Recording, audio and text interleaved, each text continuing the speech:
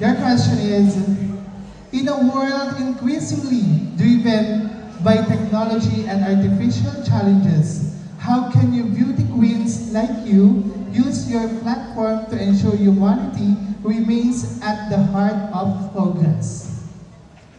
In a world increasingly driven by technology and artificial challenges, how can beauty queens like you use your platform to ensure humanity remains at the heart of progress?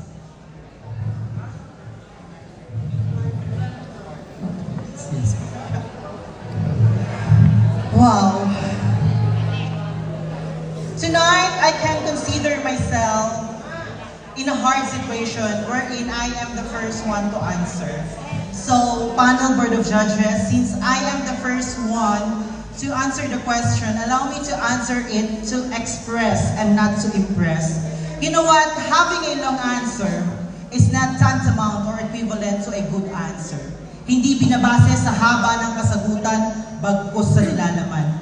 Ang katanungan ho ay umiindayog sa ganitong uri ng pamamaraan. Sa ating mundo ngayon, na lumalaganap na ang teknolohiya, ano daw po bilang kaming mga beauty queen, ang magagawa namin sa aming mga platform para ma-progress pa ang humanity dito sa ating mundo. Ladies and gentlemen, yes, I could say that technology is very rampant nowadays. It increasingly involved each day. And I can say that as a beauty queen, I can use my voice to be the voice of those voiceless. Because at the end of the day, I believe that the role of a beauty queen is to be the voice. And while I am standing here in front of you, I could consider myself as an inspiration for the humanity in this community. Ladies and gentlemen, nagtatago kami sa magagandang make-up, magagandang damit, mga artificial na ganitong bagay. Naniniwala ako na bilang beauty queen, hindi mahalaga kung ano ang meron ka, kung ano ang suot mo at ano ang make-up mo. Bilang beauty queen, ang mahalaga dapat ay matouch mo ang puso ng bawat taong nanonood sa'yo. You should consider yourself an inspiration to each and everyone.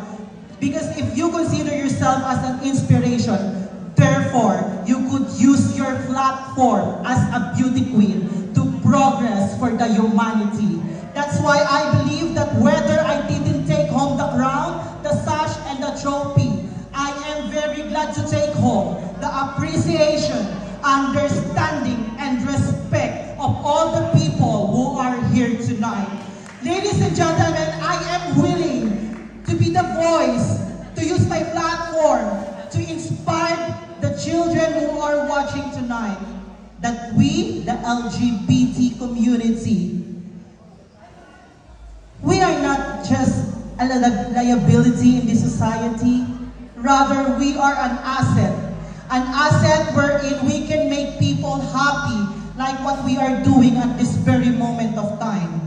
And before I end this question and answer, I would like to say that even though I am the first one to answer the question, panel board of judges, the message that I would like to lean on to the children who are watching tonight, oo, mga bakla po kami, mga bata, bakla kami, nagpapatawa, minsan nilalait, pero tonight, as we join this beauty pageant, we use ourselves, we present ourselves to be the platform for the progress of humanity that is very needed in this community. Thank you so much.